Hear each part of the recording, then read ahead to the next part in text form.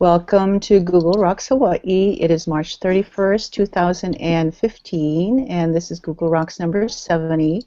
We're a little late because our special guest was stuck in traffic. If you read the paper at all, you know that it's crazy out there, and we're glad that everyone is safe here. So we have 3 people tonight, 2 semi-regulars. We hope to make them more regular.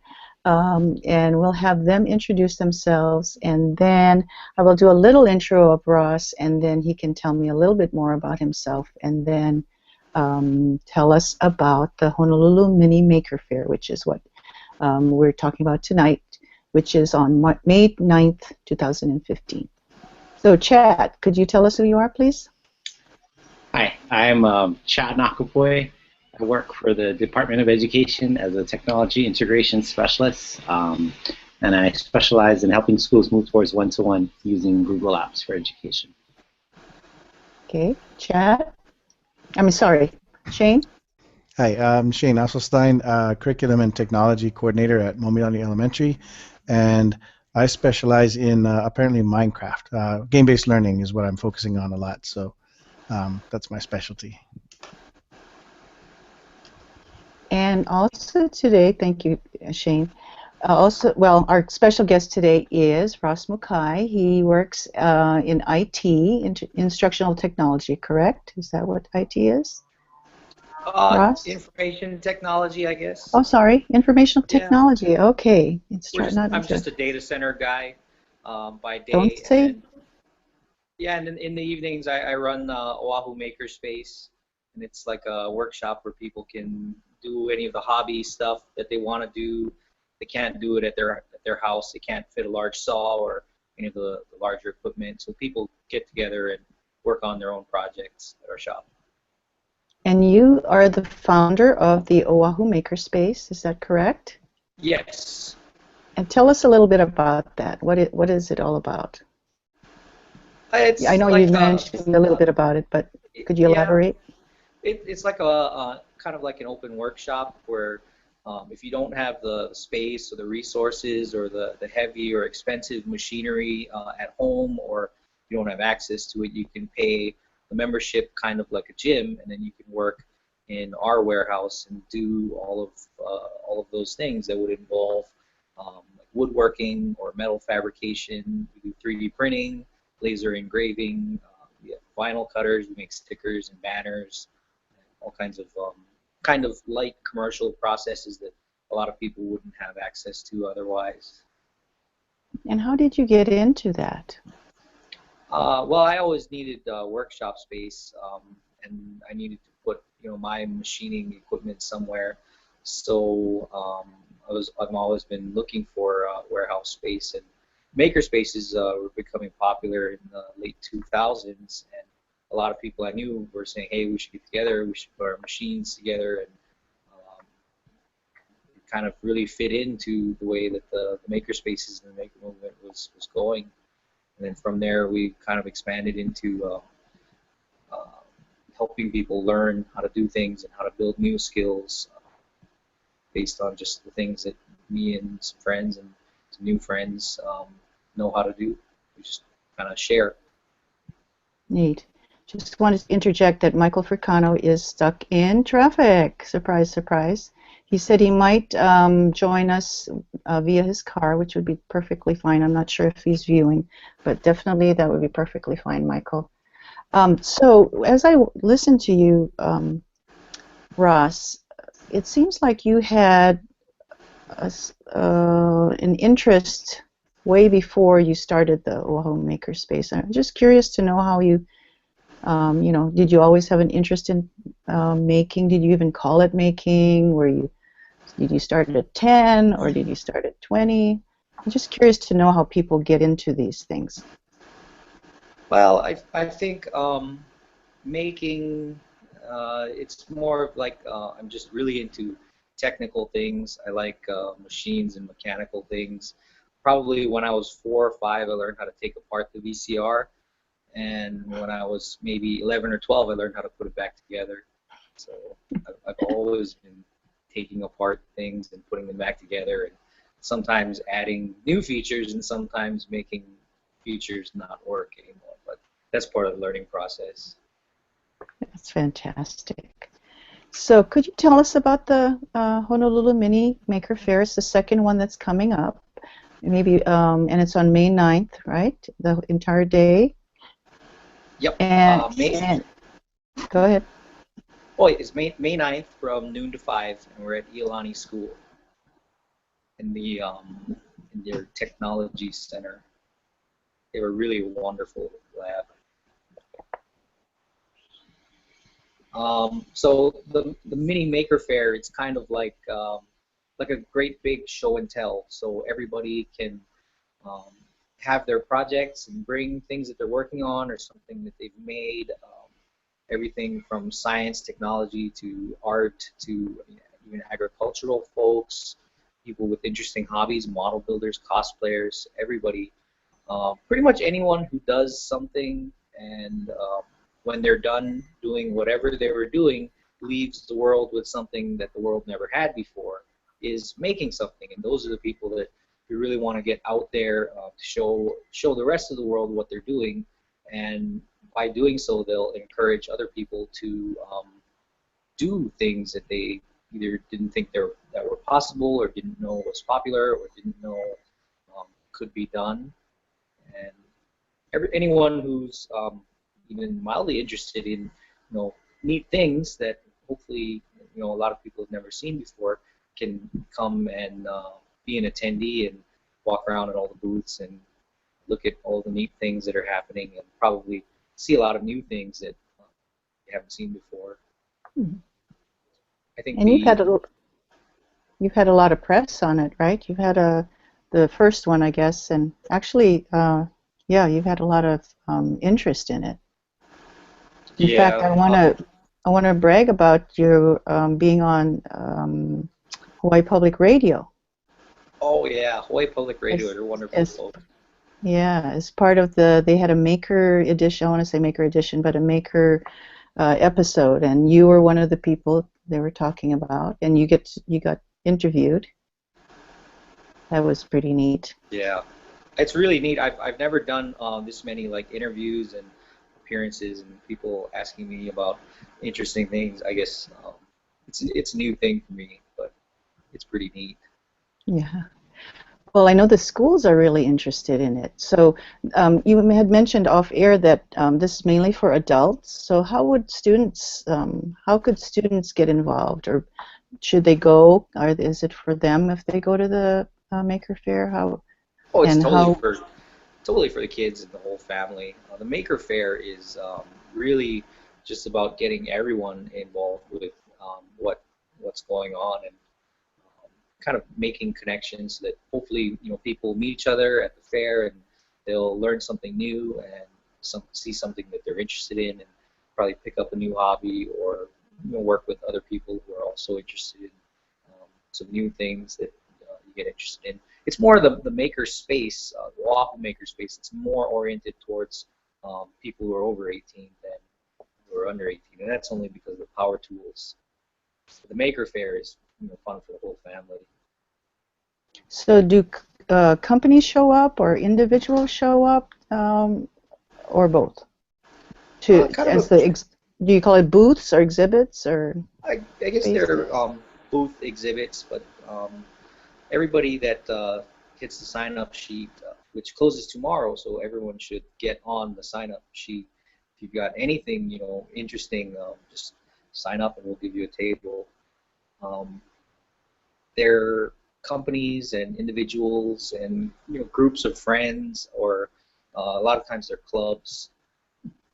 It's pretty much anyone who's doing something or has something interesting that they want to share. Is there a fee to have a booth? Is there a fee? No, just sign up. We have some stipulations, I don't think it's not going to be like a craft fair where we're all everybody's selling anything. Mm-hmm. It's just kind of show and tell and get excited about new and cool things. So this isn't a free event though, right? Because you have expenses. How does that work? I if think you there can was share. I think there was a minimal charge on the Eventbrite for attendees. I'm not sure of that. We're doing a lot of fundraising for sponsors or people who want to donate and support the event, and I think we're mostly aiming to cover our costs that way for now because the overhead is not tremendous. Iolani School has been really great to us for allowing us to have this wonderful event there. That's fantastic. Wow. So noon to 5. Parking is free, right? You can go to the school. Yeah, there's a lot of street parking, and then Iolani has a nice parking structure also. I know you were thinking about, and you're on the iPhone. I think that's very cool. You're looking sharp. Is it iPhone 6 that you have? Yep. It's iPhone 6. perfect. You look beautiful. Um, uh, is it still possible? I know you said you might be able to take us on a tour with your iPhone of your Oahu Makerspace. Yeah, we could Still definitely willing do to that. do that? You want to do that Yeah, now? sure. Okay. Don't make us too dizzy now. Okay. Well, I'm up in the sewing room right now. I can see myself. It's great. So we have some sewing machines upstairs.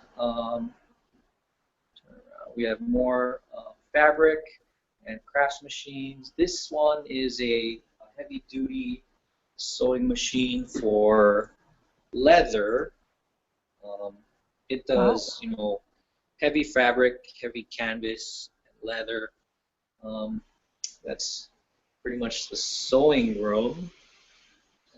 I'll get a quick overview of the first floor, which is out here.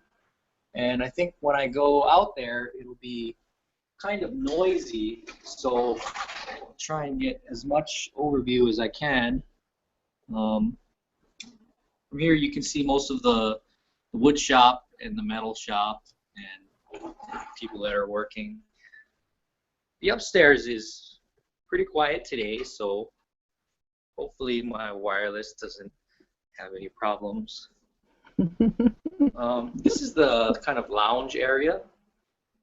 We kind of just hang out and make some food because you can't work all day and all night. Let's see. So do you have to be a member to go to the Oahu Makerspace? How does one take advantage of the facilities? People just sign up and then pay the monthly membership fees. They're $89 a month, and then you can come and do everything pretty much. Some of the machines require a specialty class, and some of them require their own fees for upkeep and maintenance or consumables like 3D printing. We charge for the filament by the weight of the finished product. I think over here you can probably see the vinyl. We do a lot of stickers and banners. That's been a really popular item. This is the vinyl cutter and kind of work area. And this is the electronics room where we have all of the kind of neat but not so loud and noisy stuff. These are mini machine shop kind of things where you can do some light machining, lathe and mill work in aluminum and wood. This is a roll-in 3D scanner and CNC router. That one's a really nice machine. Got a couple of machines. Here's a 3D printer, and it's actually 3D printing another 3D printer. So that's pretty neat. Wow. Yeah, that's another component. It's a Could you print me slider. one of those? We could. Yeah. Shane wants one. Yeah, we're working on stuff for the Maker Faire still yet, and this is going to be another 3D printer that we're going to have out at the Maker Faire. This is our laser cutter and engraver. It does a lot of fancy engraving and cutting. Here's some things we engraved. They're pretty much just photos I download photos from the internet of things that are interesting, and then engrave them. That was a marble tile. We've got a electronics workbench with pretty much all the components you could ever want. Got some cool posters that explain the basics of electronics. It's kind of like the backwards tour. We're starting at the second floor. We now have a model making area, so you can pretty much pick and choose a model and build it. This is knife making, engraving, leather working, and laptop hangout kind of area. And that's most of the second floor. I'll make a quick run through the first floor because I know people are working and it'll be pretty loud. You guys should all come by for a tour whenever you can. I was just thinking that. That'd be cool. Here's our classroom. We're also on the second floor. I just brought in an airbrush, so hopefully we'll get to get some use out of that soon. Okay. Going down the rainbow stairs. Everybody likes the rainbow stairs.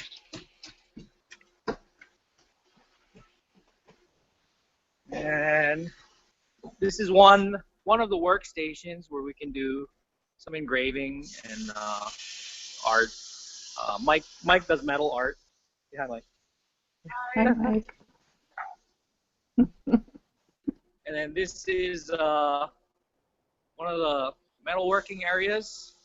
We have a forge and a lot of grinders and a welding table. And then I've got this Yagura in the shop because we're working on it for the temple. Some friends of mine. Sandblasters, compressor, some lockers for storage. Come around here. And this is like the CNC projects area where we do, that's our CNC router. Let's see. We got a mill and a lathe and a dust collector and a bandsaw and some tools. And I think the wood shop is the loudest right now. We'll go over to the wood shop real quick.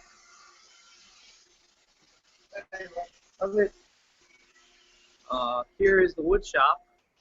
We've got planer, joiner, table saw, some workbenches, sanders, all kinds of stuff. It's a fairly large space. A lot of cool stuff to do. And I'm gonna run back upstairs.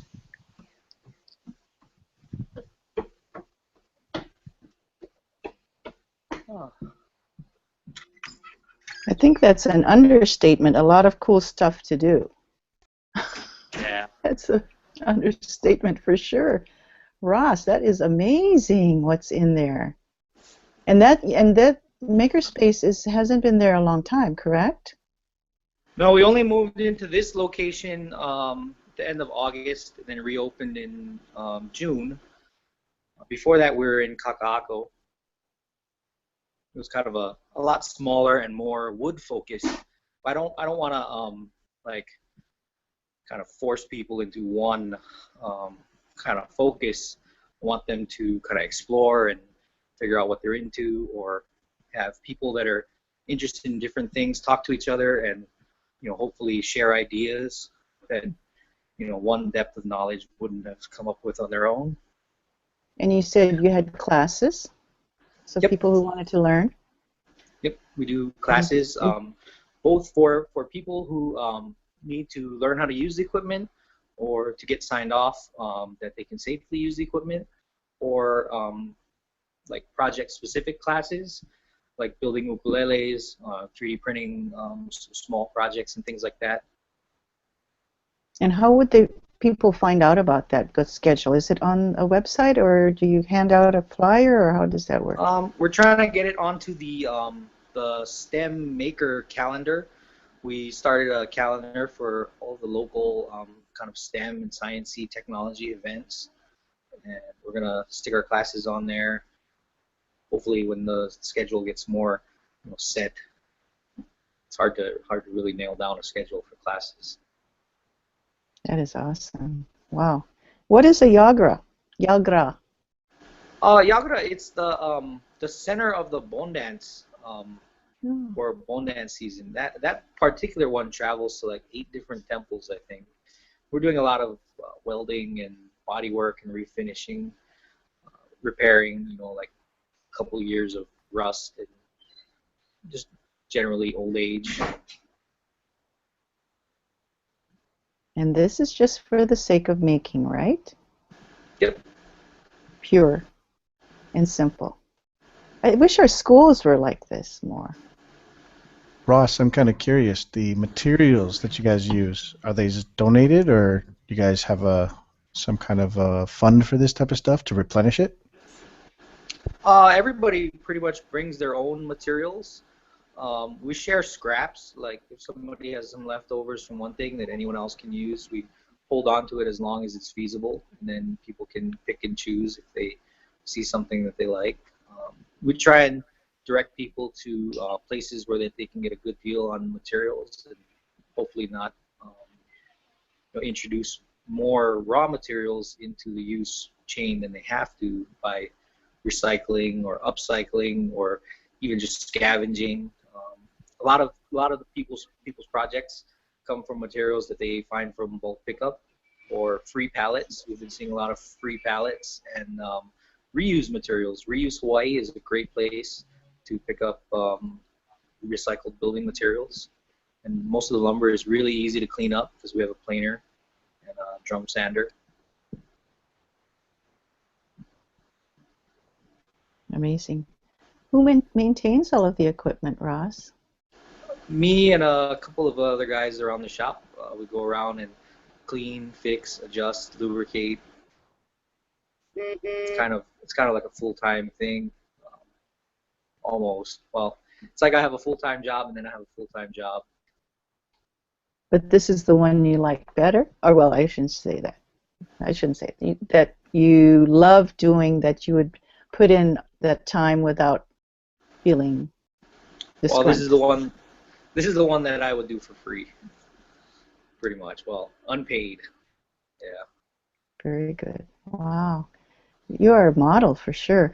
But Oahu Makerspace is not the only makerspace on Oahu, right? There are several others. Could you tell us what the others are? There's a lot of similar model places. We used to have the Makery. They were a UH project, and then they moved to Iwilei, and then they moved to Hilo. So they're off of Oahu now. We have High Capacity. They moved to the Manoa Innovation Center. They're like a techie programming kind of club. And then there's some others. I think Cut Collective is also doing. They're in the Manoa Innovation Center. I think they also have like a shared workshop space. Then there's High Fashion Co-op. They're in Ward. And they do kind of like a shared space work together. Pretty makerspace, but with a fabric and fashion kind of focus. And then kind of on a similar line, the co-working spaces like the Box Jelly. They're in Kakako. It's a pretty similar concept, just with different specifics. While we're co-working with power tools and heavy equipment, they're co-working with this space and being able to set up shop somewhere. So if a school was interested in partnering, are most makers or working spaces, co-working spaces open to that, or do you know of any examples where that might have happened? Or just trying to get how this would work for students to plug in somehow. I don't know. I think a lot of the schools and a lot of people are just starting their own maker spaces. I'm not sure if they're really makerspace, if they're like part of a private organization, but it's a great start for a fundamental kind of shop class.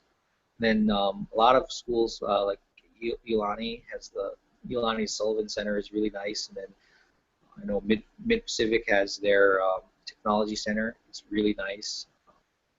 I think Punahou has one underway, and in Kamehameha there was recall seeing some news that they had one in the works also.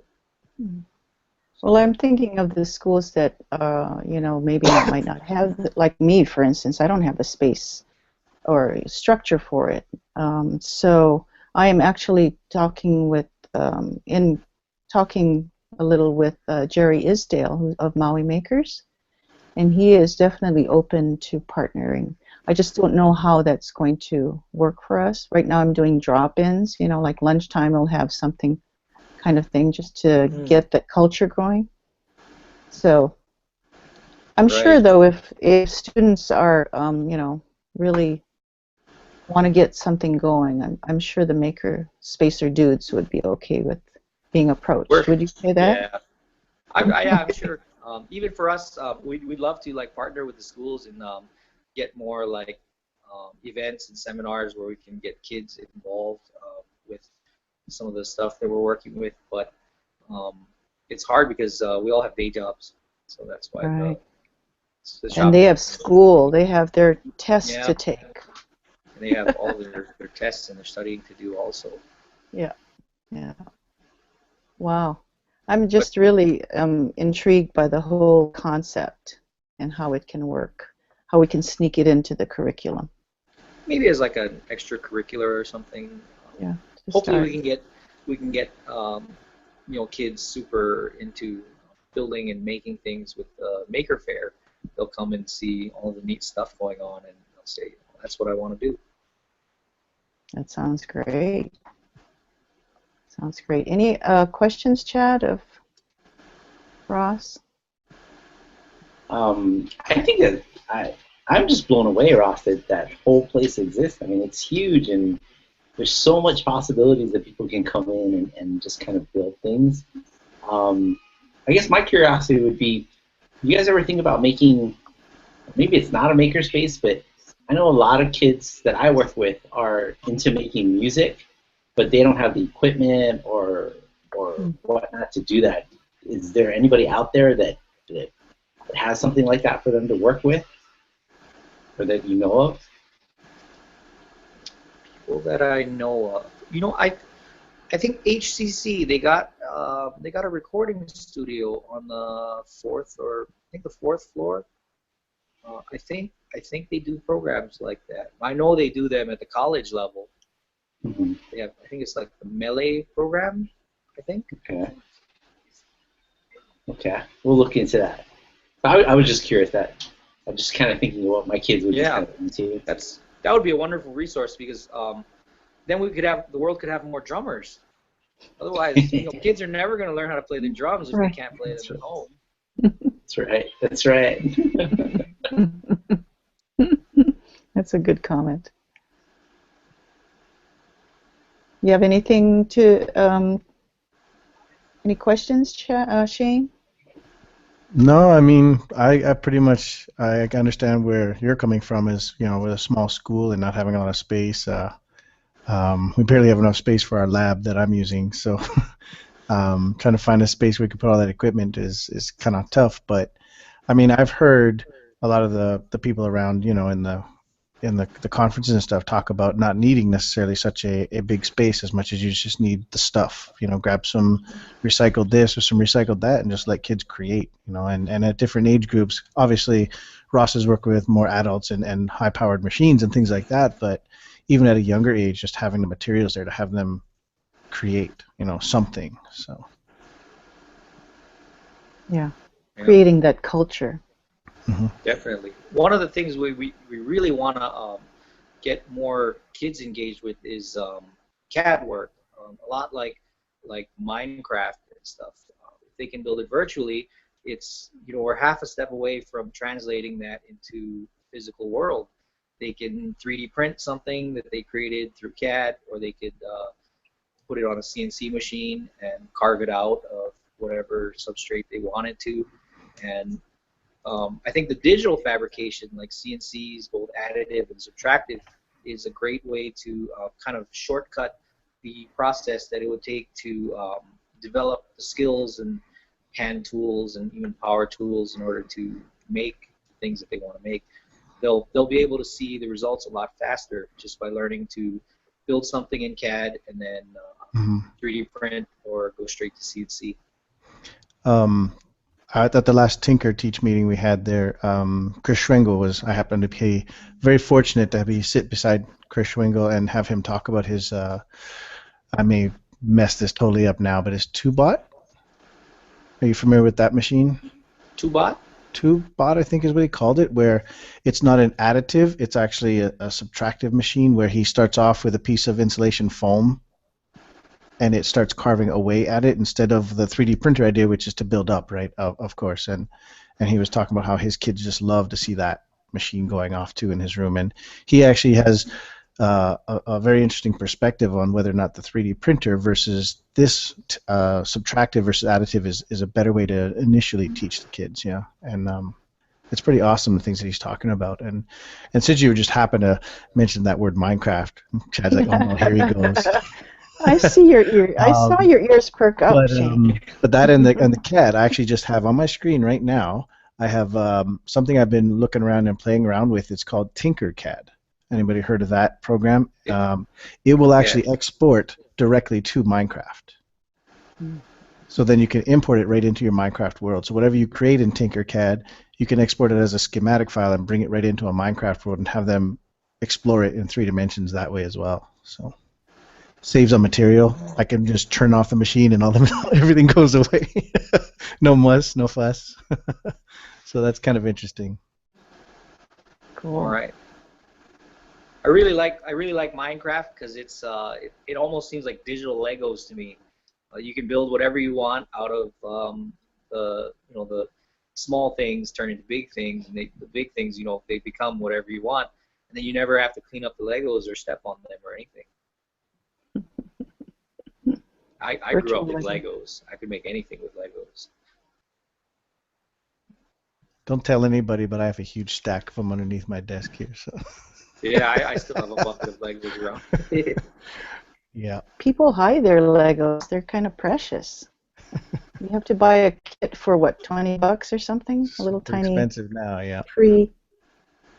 Pre-planned Lego kit. Yeah. Neat. I would love to actually else? To be building something. I was joking, half joking and half serious. I'd love to actually have a 3D printer, and maybe Chad can get me one. Work his magic, and he's above my pay grade, so I mean, because the stuff that some of the kids create in Minecraft is, I would deem worthy of actually spending the time to print it out and have them, see it physically manifested in front of them. It'd be awesome. So. We had a show with the Kauai people, and they have a portable 3D printer, a traveling 3D printer for the entire island. Sorry? Is it a Portabee? Maybe. I have one Portabee that is a 3D printer with a bed that detaches and folds. Okay, let me write that down. We'll put it in the show notes so people can. I'll research it and put it in the show notes. And I just wanted to tell people I have it up on the screen. Up on the screen. It's the first time I've ever pointed. And it's bit.ly, bit.ly, grh70 notes. And whatever links we share tonight will be in that document that is accessible. We actually put that link underneath the YouTube as well. So hopefully our show lives on. Portabee. That sounds kind of neat. Could you say that again? Say what it's about? And how big is it? It's small. It's got a I think 5 by 5 by 5 print area, but the bed comes off of it so that you can fold it up and take it with you wherever you want.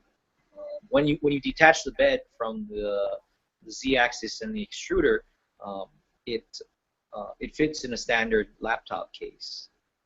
So rather than, I'll just go over to the 3D printer. Neat. So rather than being a large triangle like all of the Mendels are, it folds flat so that you can take it with you. So, like this one, for example, it's a kind of triangular shape. So if you wanted to take it with you, you would have to carry it in a large box, almost like this large box that it fits in. But the Portabee, oh, where's my finger? This part of it, the heated bed on the Portabee, detaches, comes off, and then folds flat, so that the entire printer can lay flat and travel. I think that's the only real portable 3D printer that I'm familiar with. But it's, how much did it cost? I think it was. See, I got it from the Kickstarter. It must have been $750, and it's actually my mom's 3D printer. Just That's borrowed not a bad price. Yeah, we have to travel. So you've been using Kickstarter to fundraise? Yeah, we actually have a Kickstarter that came out of the shop. Reed, one of our guys, makes ukuleles, and he's running a Kickstarter for the pahulele. So he's got an ukulele made out of a plywood box. You can detach the neck and store it inside of the body and travel with it. Wow. You never have to worry about dinging the neck, and it becomes half as large. You're going to have to send me that link, or you're on an iPhone, so it's how would I find that? I go to Kickstarter and then it's, say ukulele, and it'll come up. I think if you go to Kickstarter and say portable ukulele, okay, or even if you just Google Kickstarter portable ukulele, it'll come up. Oh yeah, there it is. Okay. Yep, pahulele. We'll put that in the notes for sure. That sounds fascinating. Oh, here, Chad is sharing.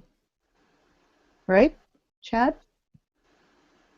Pahulele, unique backpacker travel ukulele. Yes, that's the one.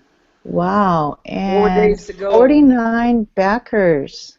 And we didn't plan it, but 4,000. Hey, Reed needs your help, and that looks really, really cool. Support the Pahulele. He designed it and everything.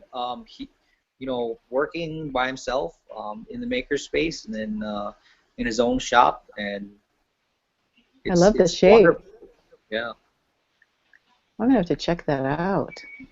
It sounds great too, which is really the main thing for an instrument. Yes. Chad is Chad has serenaded us before on Google Rocks with his ukulele. We do lots of things on Google Rocks. We'll have to dig that up and blackmail him once in a while. He actually was pretty good. That was when we were young and reckless. And no one was watching us at all. Yeah. That is neat. And that's the cool thing about the Makerspace is you find things that people make that you would never have thought about. It. Creativity just blows me away. I would never have thought of that. Yeah, I really like that Pahulele because I got to see the original and then several iterations as he was, had an idea and then he made it and then he changed it and I think this is like maybe version 3 or 4. It's come a long way, and it's all just been tinkering research, pretty much. I mean, Reed makes a really good ukulele, but he wanted to make something that was lower cost so that more people could have one and easier to transport and more portable. And we got the Pahulele. So what is he aiming for the cost to be? Or does he know? Of a Pahulele? I'm not sure. And why is it called Pahulele? Is that some significance? I should look it up. Pahu Uh-huh. was Hawaiian for box. Ah, So I think it got a lot of inspiration from the cigar box ukuleles. And we've always been talking about building a literal cigar box ukulele, and another one that I really want to build is a gas canjo. That would be really fun. yes, Kanjo. Neat. Wow.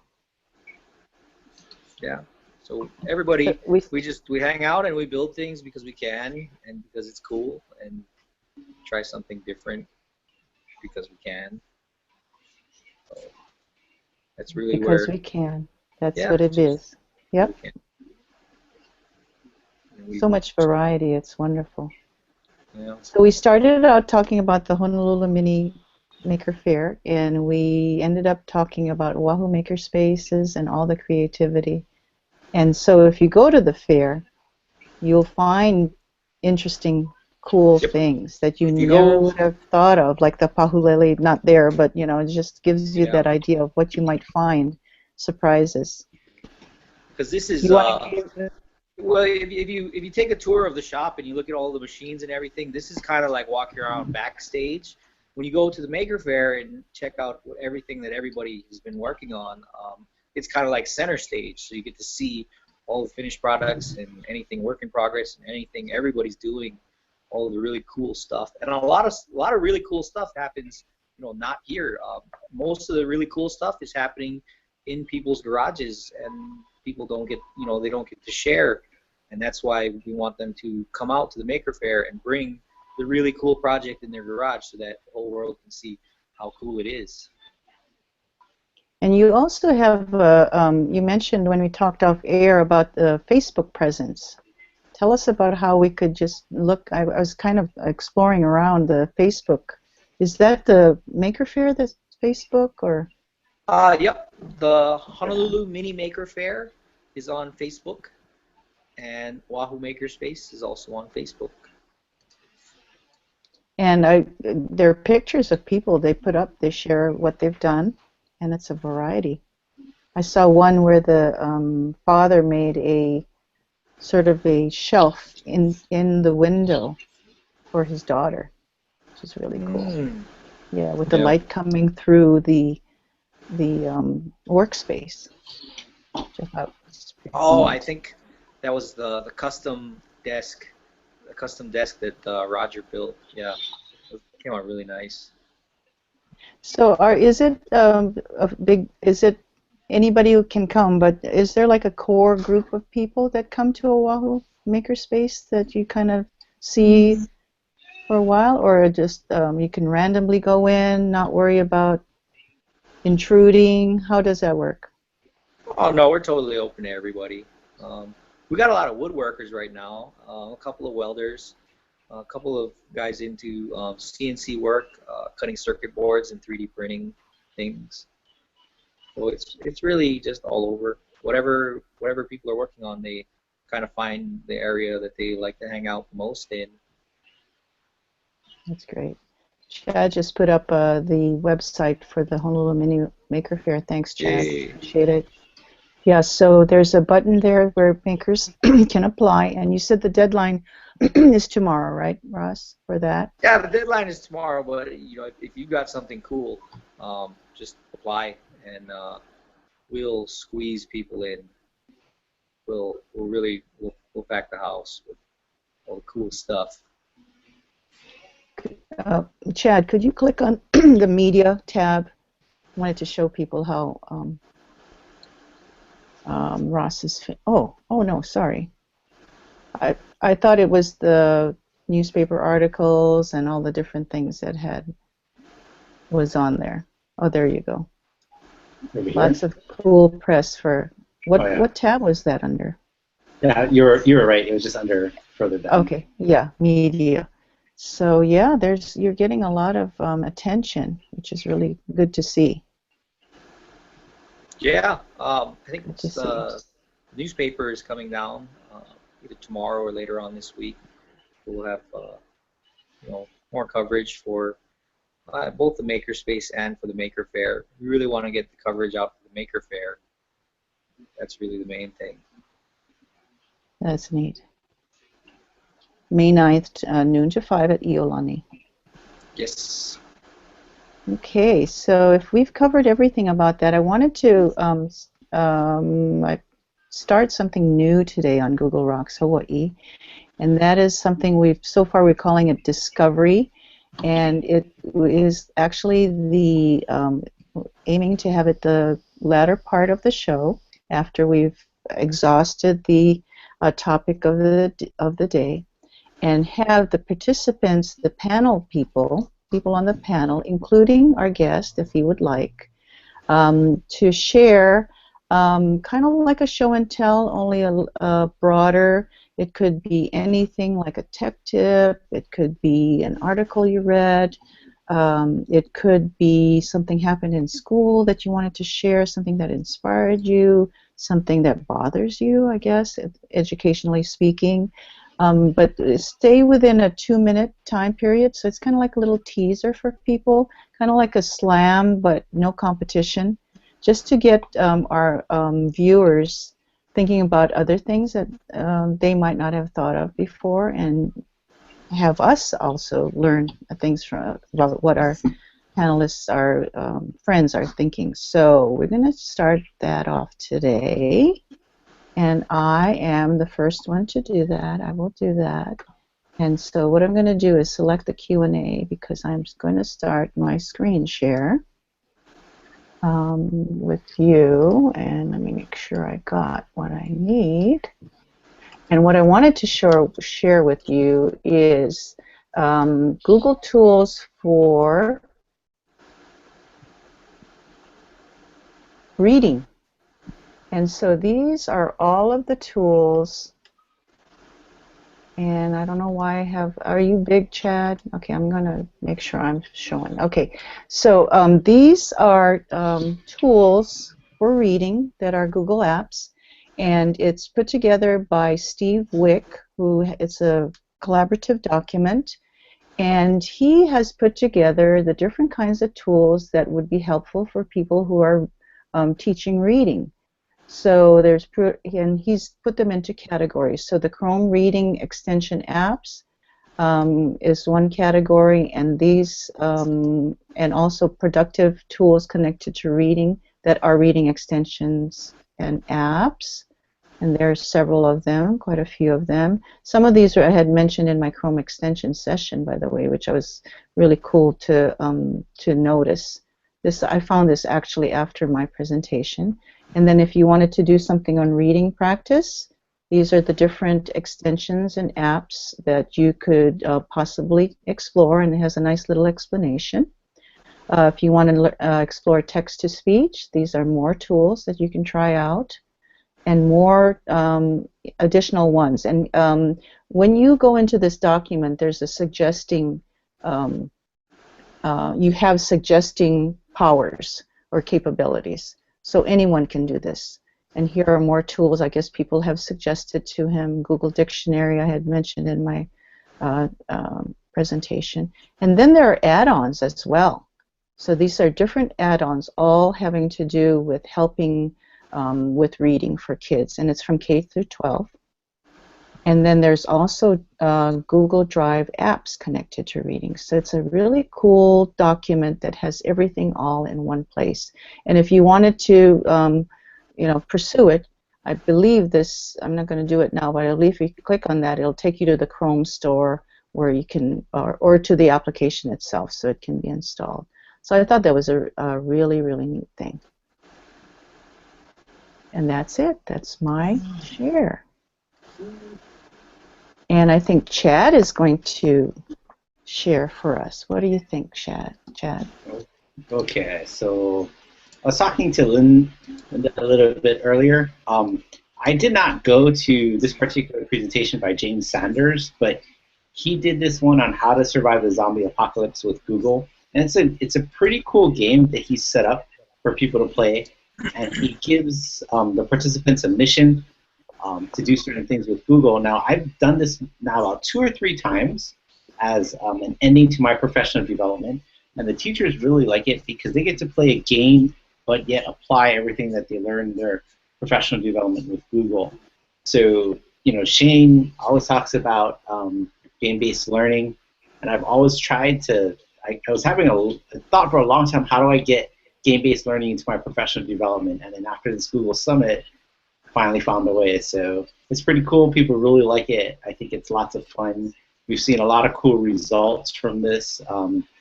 They create zombie handbooks, goodbye videos to their loved ones, a list of things that they're going to bring. All kinds of really cool things come out of that. So just thought I'd share that. That is neat. I was in that workshop, and I was probably the more reticent of the group. But there's lots of potential for that, for sure. Kids would love it, I know. Thanks for sharing that, Chad. Shane, you got something good to share? Yeah, I actually was in James Sanders' session of that chat, and it was pretty funny. I actually have a picture of Mike and Linda and Sean really intently trying to survive that zombie apocalypse with their Google apps. So it was pretty fun to watch. So I had my kids with me, and yeah, they decided that they wanted to make sure they captured a Wi-Fi store so they could use their cell phones, but they had no idea why they wanted Sam's Club. So, okay, whatever. I'm going to share my screen and show you guys what I'm looking at. Actually, I have a couple of things, but I'll just show one at a time, and you can just tell me when to stop. Make sure it's working here. All right, there we go. So this is that Tinkercad I was explaining. Again, something I'm really looking into integrating next year into my curriculum. So it's a great way to get kids thinking in the 3 dimensions, kind of taking Ross's information there about, try to get kids into CAD and 3-dimensional drawings and virtualizing and that type of stuff. But you can see it's got a pretty simple interface as well. Some of the great stuff you see in this gallery, I'll just click over here real fast. I guess I'll have to click on this one. And you can go into the 3D view, and you can actually take a look at the gallery pictures and how they did it, how they designed certain things, zooming in and out, this kind of stuff. And then, of course, the fact that we can actually bring it right into Minecraft and the schematic is awesome. So really excited to use that one there. And you're in Tinkercad. This is the website, yeah. So actually, yeah, and you can just create a free account, join up for their learning and that kind of stuff. So take a lesson. I think the very first lesson you do a keychain, and you have they teach you how to put your name in there and alphabets and all that kind of stuff, and you could print that if you wanted. Neat. Definitely going to put that in notes and play with it. Yeah. That is fantastic. I don't want to hog any of the time, but I can share another one here I just happened to also find this week. So we'll pretend you're another panelist. Go ahead. All right, there you go. Yes, I'll be Mike today. So okay. I'll share my screen again. So, this is an awesome site that we just came across actually in the Minecraft group, and I should share it actually in the Hawaii's Minecraft group that we've created. So it's called Mindraft, I guess, .net. And what's nice about it is I can actually have the kids use these side panels and blocks to draft out the kind of buildings that they're going to create using very common Minecraft blocks and basically a piece of grid paper, right? They can plan out where they're going to have where their garden is, where their grass is going to be before they even get into the building. So, much like we would do a draft for writing, we would do a draft for, various other things. I could actually have them draft their Minecraft buildings and stuff like that before they even come into class. So, and it's a web-based, so it just works in Chrome. There are a bunch of tools. You can lock it and save the picture. This is kind of nice. So all this stuff I've built and designed in here, I can click this button and it'll actually give me a materials list of what I need to build that. So we just happen to be doing that in our zoo project right now, where the kids are trying to figure out. I created a small house. I wanted them to create what the materials list would be. So kind of having this kind of thing would be nice to use with them. Great. Chad had to run, so and he wanted to tell you, Ross, that to thank you for your share. He really enjoyed that. So even though we're seeing him, I think he is ready to be gone. He looks surprised. Yeah. He looks very surprised. Do you have something to share, Ross, that you'd like to share? I know Um, you're on an iPhone, so it might yeah, be I'm on my fun phone, to so I step can't and talk. pump a desktop up in the Hangout. But I think one of the things that's been coming up on the internet in internet arguments that I either read or jump in on are STEM education and what we're doing, and hard sciences, what that's going to mean for innovation and manufacturing and generations to come. And I think some of the articles have touched on it, but I really think that things, like Minecraft are essential to that process, because there's always going to be a balance that we need to find between, especially with younger kids. We need to kind of as a whole, makers, educators, and everyone, we need to find this balance between the production, research, and science and innovation, real development, versus the Bill Nye things, because we can't have a generation of kids grow up without Mr. Wizard. Mr. Wizard, Bill Nye, and Neil deGrasse Tyson stepped in where Carl Sagan left off, and to really inspire the people who are going to be doing all of the hard thinking in the future to want to go down that path and want to make future development. I think that's equally important to the actual development and innovation and science that's going on in research laboratories, is inspiring people. And the quote that I really like, that I have on the wall somewhere, I think it's on my desk at work, is if you want to build a ship, don't divide up work and cut wood and um, hand out the tasks, but rather cause men to long for the vastness of the ocean. So if you inspire people to want to do amazing things, they will go and do amazing things. And I guess a lot of what we do at the Makerspace is kind of in between on, real development, and we're going to learn how to do something. We're going to make headway on some kind of new process, or we're going to invent something. But we also fire paper rockets and launch balloons really high and do cool things like that, so that people get interested. And the more people of any age that get interested in doing really cool stuff, the more people will be doing cool stuff, and the more cool stuff we'll have in the world. That So, is a couple of deep. thoughts. Oh, that is wonderful, and it's a great way to wrap up. I'm glad you kind of all pulled it all together for us. So thank you so much for that. And we are definitely headed to 60 minutes. We started a little late, and we're about an hour. So much appreciate you coming on, Ross. And for everyone watching, we need makers and attendees for the Honolulu Mini Maker Faire, May 9th. I wish I could be there. It'll be noon to 5 at Iolani, and you get to watch people make for the sake of making, and you might get some surprises and find a hobby or find your passion. So definitely encourage you to follow up. And then for those of us who can't come, maybe there'll be pictures, Ross, and maybe a Oh, little yes, bit definitely. sharing. Yeah, That would be there's awesome. always pictures and videos and people roaming with really nice cameras. And Nice. then I take pictures on my cell phone and post them also. Okay, I'll be looking forward to it. Are you going to be using the Facebook page or website, or how it's going to work?